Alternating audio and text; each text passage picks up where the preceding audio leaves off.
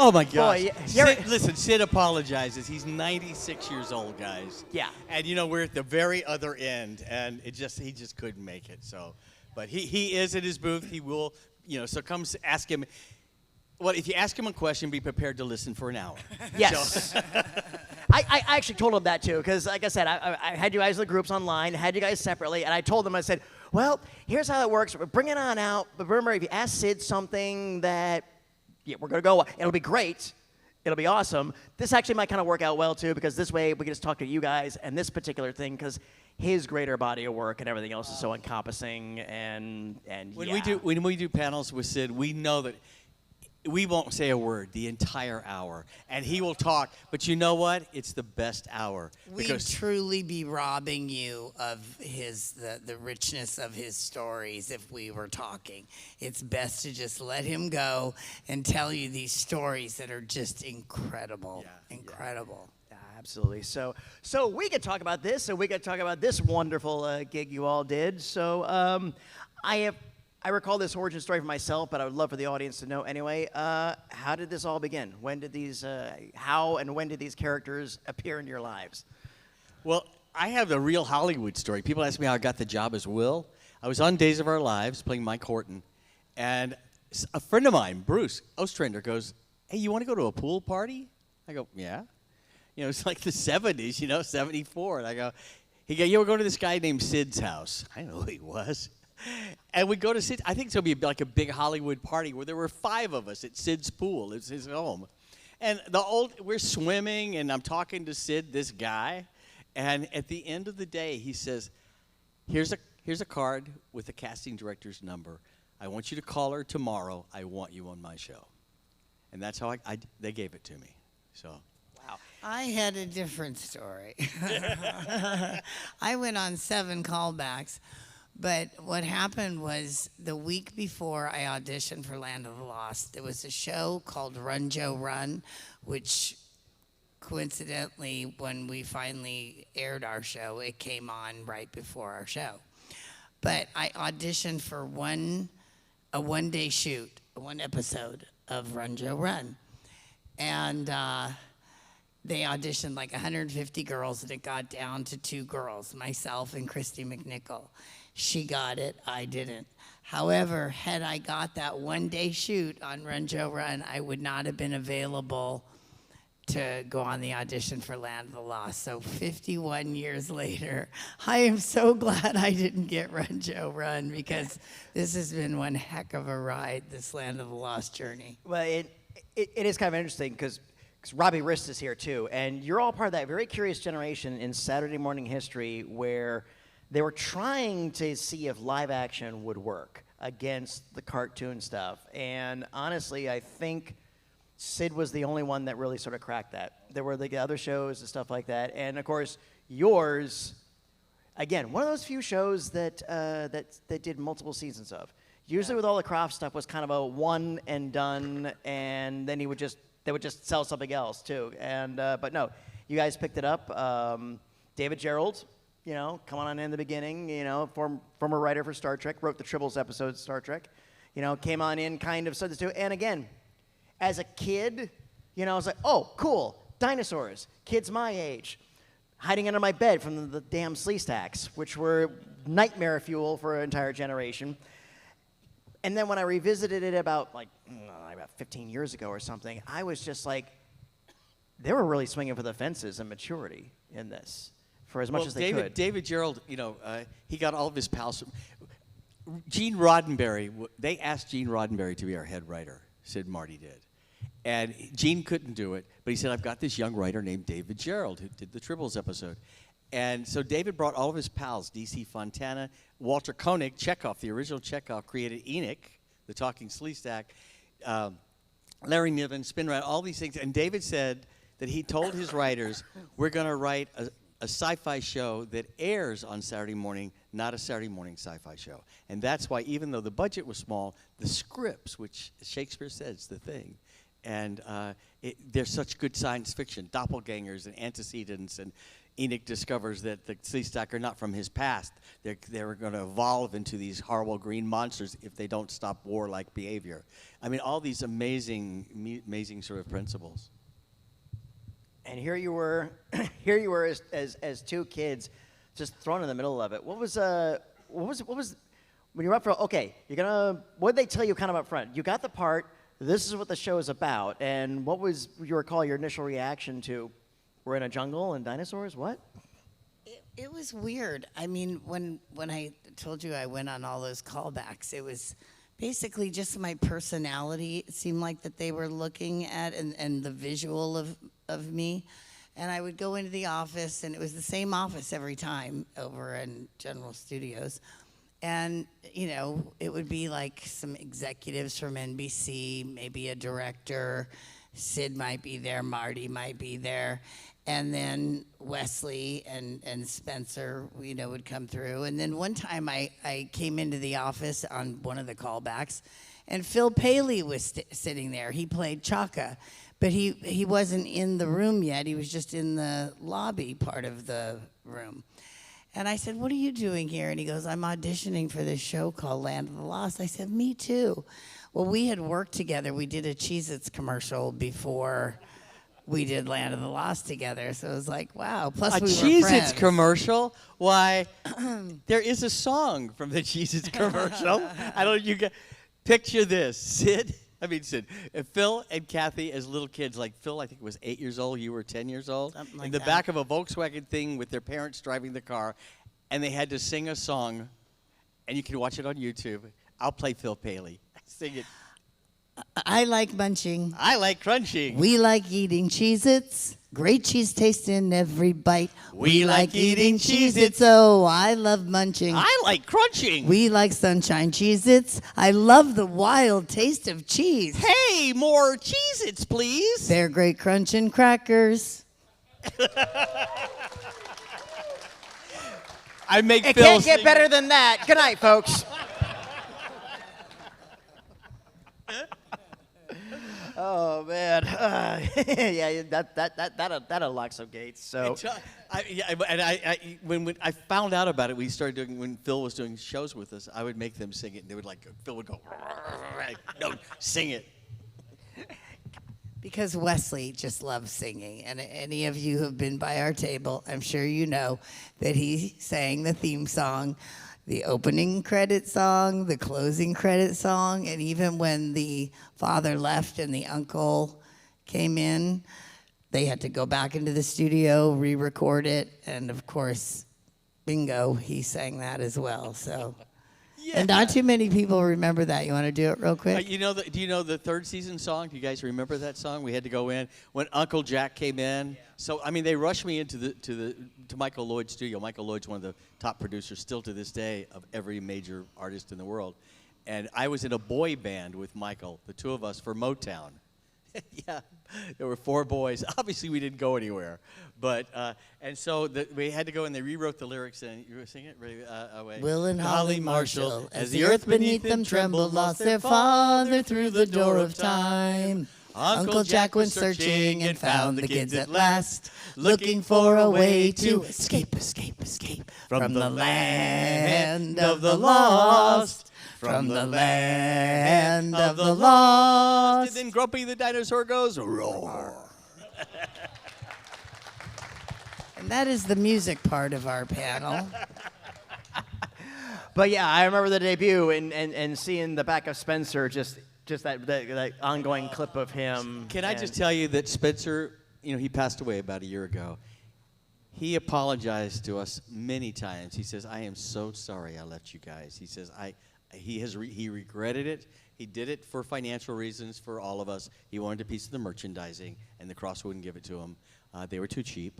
And in fact, that's why my name is only Wesley in the first season. They wouldn't pay for the last 4 letters of Eure, my last name. It was like, just kidding. I'm just kidding, for God's sakes. But Sid would go, "Yeah, we're too cheap." Walter Koenig, who played Chekhov, right? I know the story. Go ahead. Okay, Walter, who wrote Enoch. So Kathy and I do the Star Trek convention at the Rio Hotel the big granddaddy of Star Trek in Las Vegas. In fact, we'll be there in a couple of weeks. And Walter, who shuffles now, has a fedora hat. He comes by our table, and he shuffles over, and he goes, "Damn Sid Marty Krofft. Damn Sid Marty Krofft. I should have gotten residuals for Enoch." I told Sid that, and he goes, "Yeah, we're too cheap." But that's Walter. Oh, he's great. I should have got residuals. What do you call him? A curmudgeon? Oh no, that's David Gerald. That's David Gerald, yeah. Yeah. David has softened, since he's moved. He's a granddad. And that's what softened And him. he has Charlie, his dog. In fact, we're doing a panel at the Star Trek convention with David. And guys, they just announced, Netflix just announced that Land of the Lost is going to be redone based on our series. We don't have any information. We're hoping we're going to be involved. We're hoping David Gerald will be involved. So hopefully we'll see what happens. Okay, there. So no one guy said, "There's no one coming out." And I said, let's let them talk about it, because if you guys weren't involved or didn't know, I hate the we'd be question. crying. Yeah. Yes. I'll tell you, if they don't put us in, we've got a big fan base. That's right.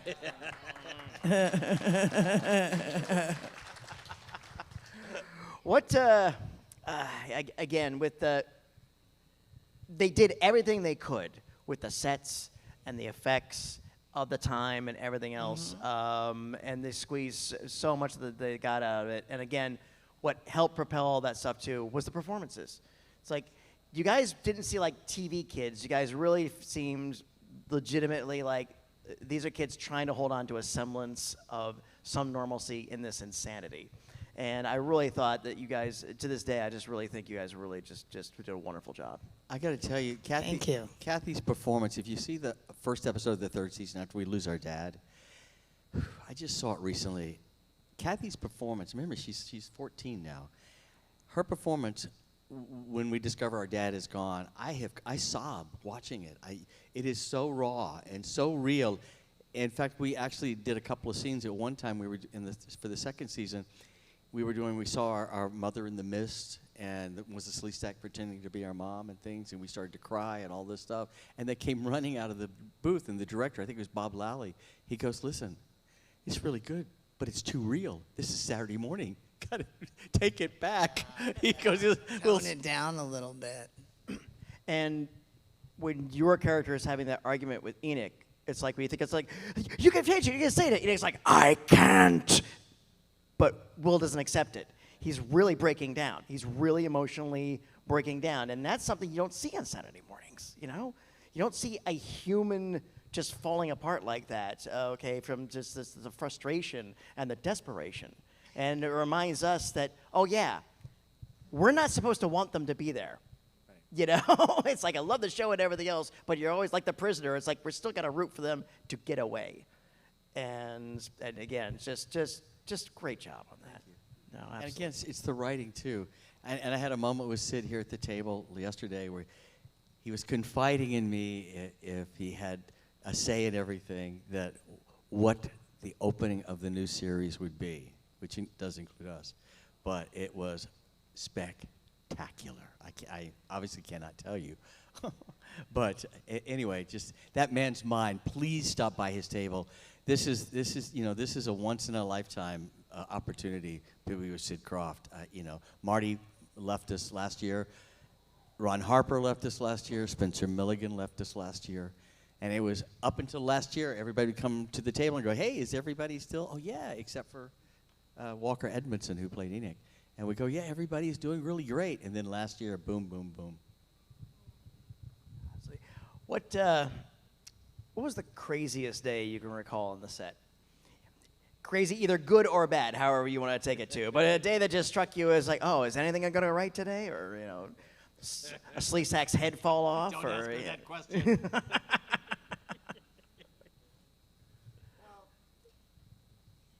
It was just started out as a fun day because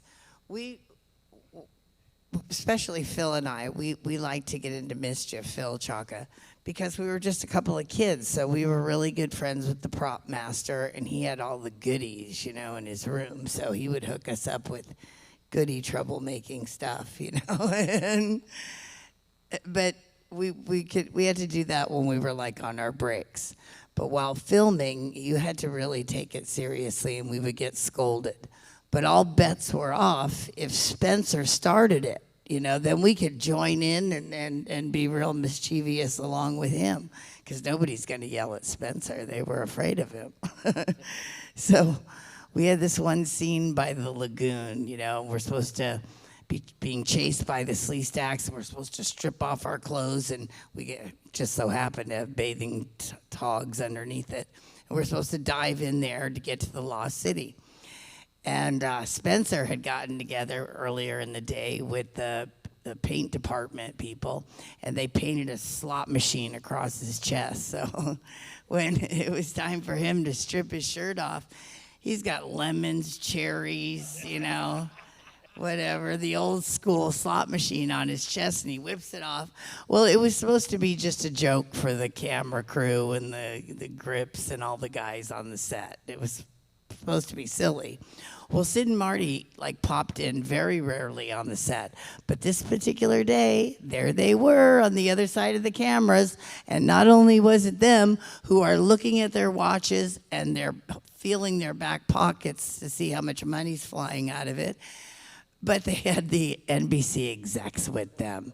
And so, yeah, we got into a lot of trouble for that.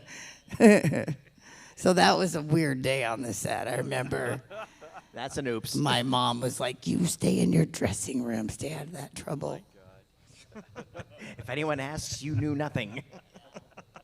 So, how about you? You got a doozy? Yeah, it was my birthday. Now, you understand, we're in a soundstage with tall walls. Our dressing rooms had 10-foot partitions, right? So our walls were 10 feet, but they're open at the top for another 25, 30 feet. Yeah, so it's lunch hour. It's my birthday. I've been given a massage by this beautiful girl as a birthday present. Right, nice thing. So I'm it's locked. The door's locked. It's lunch. My clothes are off. I have a towel on a massager. It's a legit massage, and I'm laying there. So he says. And suddenly I hear. I look up. 10 feet high, and Phil and Kathy have gotten the prop master to give them a huge ladder, and they are looking up at me and going, because Kathy was 12 and Phil was 10. So, Yeah, that'd do it. Oh, man. Is there a particular episode narratively that really strikes out for you? Maybe it was the script, or maybe it's just the story, or just one of those that you just wow, this one, even when you were young, you thought that was really good. My favorite episode, for many reasons, was it was called Elsewhen, and it was when I met my future self, and it was played by a woman named Erica Hagen. And not only was that a fun episode to film, but she turned into a big influence in my life, and she was a mentor to me, and she was just somebody I loved hanging out with, and she just helped me through some things back then, and I actually, 40 years after the show ended, I had lunch with her and hadn't seen her in those 40 years. And she wound up writing the foreword in my book for me. And I had told her, I said, "You have no idea how you changed my life back then." And she said, "I had no idea, And I said, "Yeah, you changed the course of my life with just one simple action that she did." It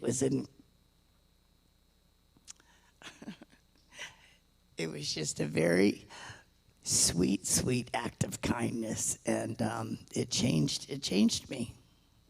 Really did. It was an acceptance,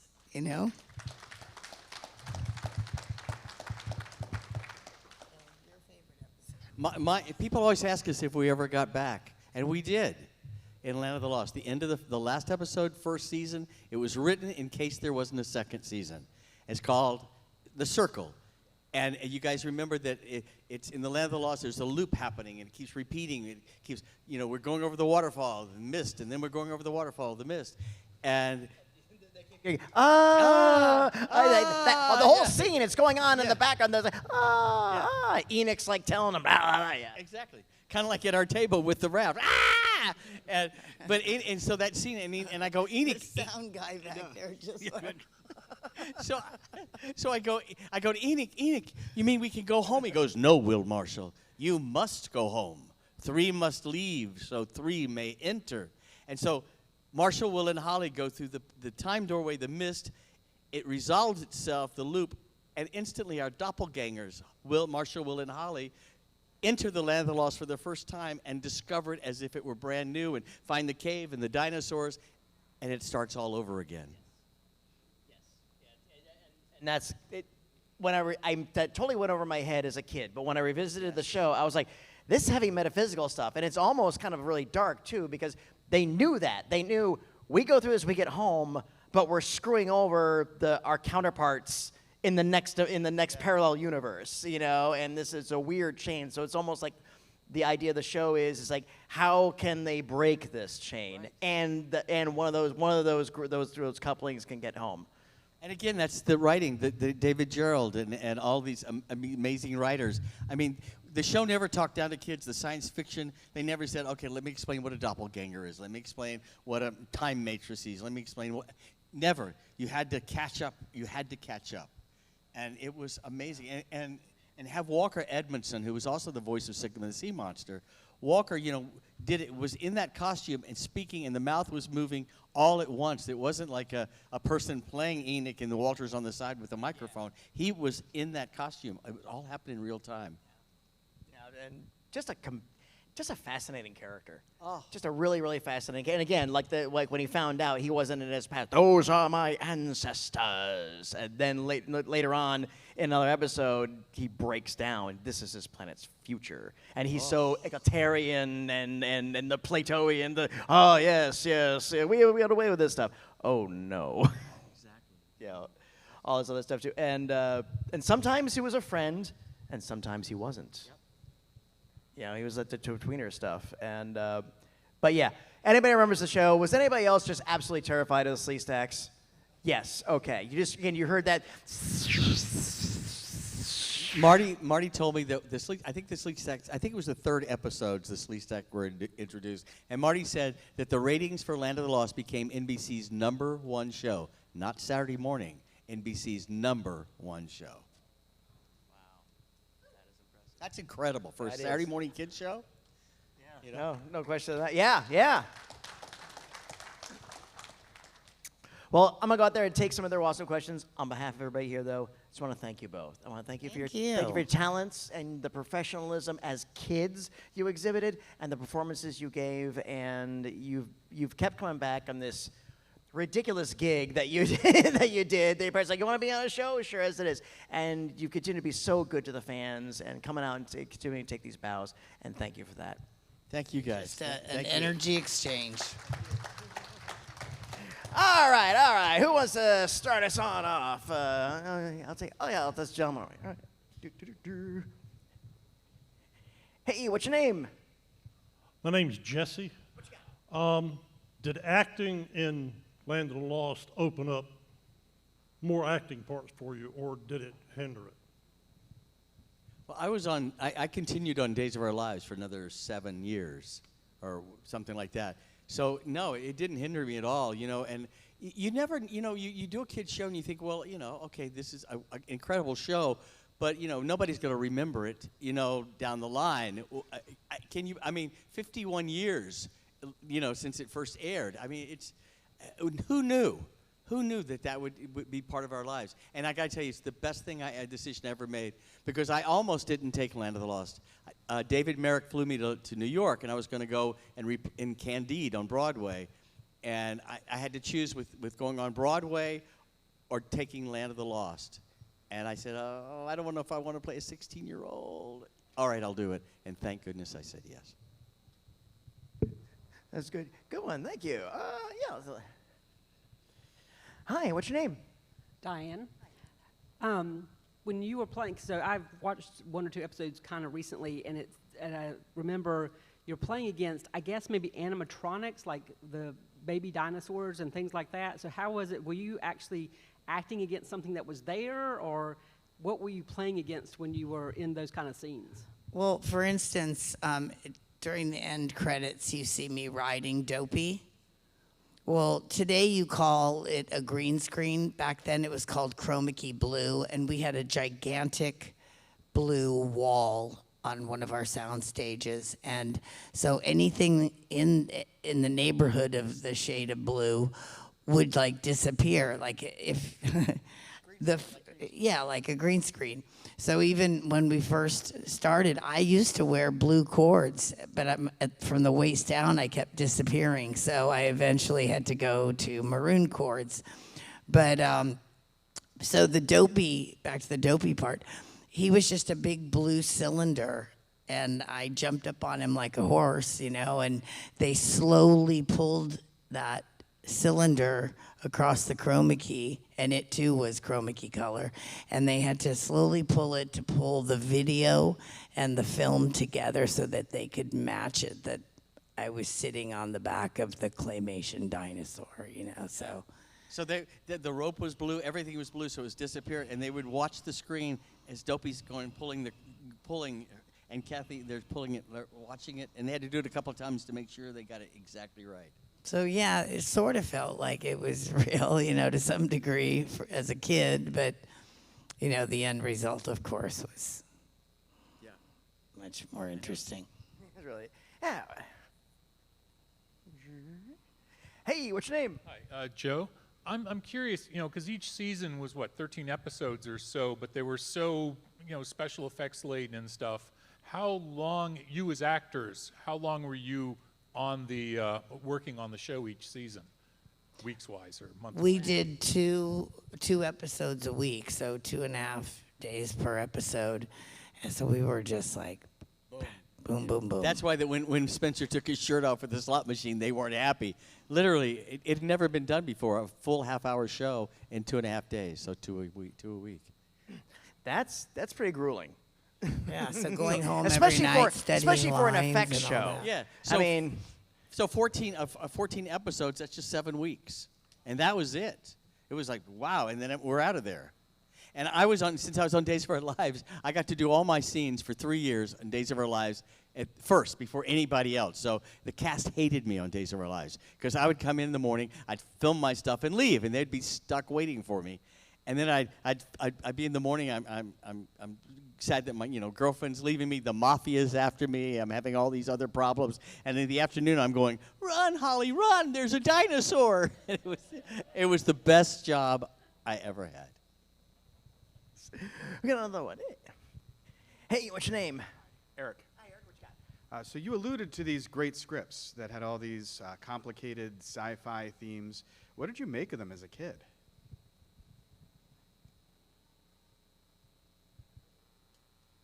I don't have a sci-fi background. I wasn't a big Star Trek fan,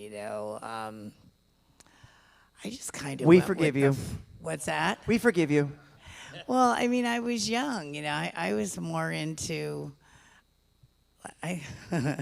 My mom let me get a pony when I got a series. That was our deal. If I ever landed a series, she would buy me a pony. And so the day we signed the contract to Land of the Lost, we went out and got a pony, which I was actually, his name was Comanche, and I was actually able to mention him in an episode. But that's really where my mindset was. I was more into sports. I was a gymnast and a dancer and a singer. When I got Land of the Lost, I had just spun out of 2 national tours of touring with a band. So, like I said, I wasn't really of the sci-fi mind. So I said all my lines, and it was awfully freaky, some of the stuff I had to do. But I just kind of went with it, and I learned as I went along, But that's an interesting, thought that, I really didn't know too much about it. But I liked the family that they grouped me with. They were very sweet and fun, and Kathy and I are best friends. We live in Palm Springs, California. She's now a neighbor for for the past 3 years. We travel together. I mean, Sid and Marty didn't just cast me a TV sister. They gave me a real-life sister. So we were really close. Yeah. So when you were younger, did you get maybe a little befuddled at all this esoteric and almost philosophical stuff? Or is it just, no, these are the lines, director, where am I looking? No, but when I read that script that Enoch was from, that the Sleestack from his future, not his past, I went, what? You know, it was like, whoa, this is crazy. And of course, we were doing it, really fast. I mean, literally, shoot this scene and run through the jungle and go over here. I mean, so there wasn't a lot of time to process it. And you never know, when they put it together, I would watch it. If I missed a Saturday morning, I missed it. I never got to see the show. Like back in the day, you missed an episode, that was it. So. Plus, I was going to school 3 hours a day, and it wasn't a solid straight 3 hours. So I would shoot a scene, and the teacher would grab me and say, "We can get a half an hour of schooling in." So a lot of it was broken up, and a lot of it was shot out of sequence. So we didn't get a start to finish understanding. It was like, today we're on these gigantic springs, and there's a yellow raft sitting on top of them, and 4 guys underneath, and 2 ladders on either side. And that was the opening to the show. We're up there, and they're shaking the springs, and it was just craziness. It was fun, though. I'd go home and learn I had, pages of script for Days of Our Lives the next morning. I'd memorize that, and then I had Land of the Lost script for that afternoon. So I had to memorize both scripts and then go in the morning. So it was like, oh, okay, yeah, where am I? That's crazy. Joe, I know you mentioned the lady that played your older self, that actress. Were there any other guest stars that you particularly enjoyed? Richard Kiel. We love, you guys know Richard. Jaws, the gentle giant, the man that's so tall. We would do the Star Trek convention with Richard. Before, he passed about 8, 9, 10 years ago. And his wife, was 5'1". Literally, it was crazy. They met at a bar their first year in college together. But Richard was an amazing guy. He did 2 episodes. He played Malik the giant. And then our sets were so incredible that we would have people just pop in. My mom one time said, "I met the nicest guy, crazy looking, but the nicest guy, gigantic sunglasses." It was Elton John. He was like meandering around our sets. Yeah. But like Tina Louise, Charo, who was chasing Chaka all over the place. Chasing Chaka through the jungle. Coochie-cooing him and all this. And yeah, Stallone I would pay money to see that. Oh, my God. Yeah, Stallone came. I mean, it was crazy. Deidre Hall, if you're a Days of Our Lives fan, she was on Dinah Girl and Wonder, and she came up to me and says, "Wesley, I've got this audition for Days of Our Lives. I know you're on it." I go, "Deidre, I know exactly what they're looking for." I had lunch with the producers the day before at NBC, gave her a few pointers. She got the job. She's still the grand dame of Days of Our Lives to this day. Not that I got her the job, but I just gave her a little heads up on some stuff. But it was amazing. All the celebrities were just, because it was Sid and Marty Krofft. I forget the actress's name, but I had a crush on the Medusa. Don't ask me why. Oh, yeah. Well, because she was in human form, and then she would get all green when she was going to try to turn you into stone. But I forget the actress. I just thought she was like, "Hey, I like her, and I don't know why." Hey, what's your name? Hey, my name is Diana. Question, I know you were talking about the fact that live action was kind of different at that time frame, right? That really wasn't something that was as much a part of the Saturday morning lineup. Did you guys have to go out and do any kind of promos, or were y'all sort of out there trying to help them sort of sell this idea of what was going to happen? Because I'm kind of the generation, like, I actually saw you guys on reruns, so when I saw it, I absolutely fell in love, and then I had to get everything Land of the Lost. Drove my mother crazy. But, so were you out there promoting it? Were you trying to help them sell the concept? I don't recall doing any advertising for it. However, once a season, there used to be these things called NBC press parties, and every celebrity that was ever on an NBC television show would show up in Century City at these really elaborate parties, and those were a lot of fun. And sometimes we would do like the Rose Bowl parade. So I don't know if those were, and excuse me, I just spit all over the place.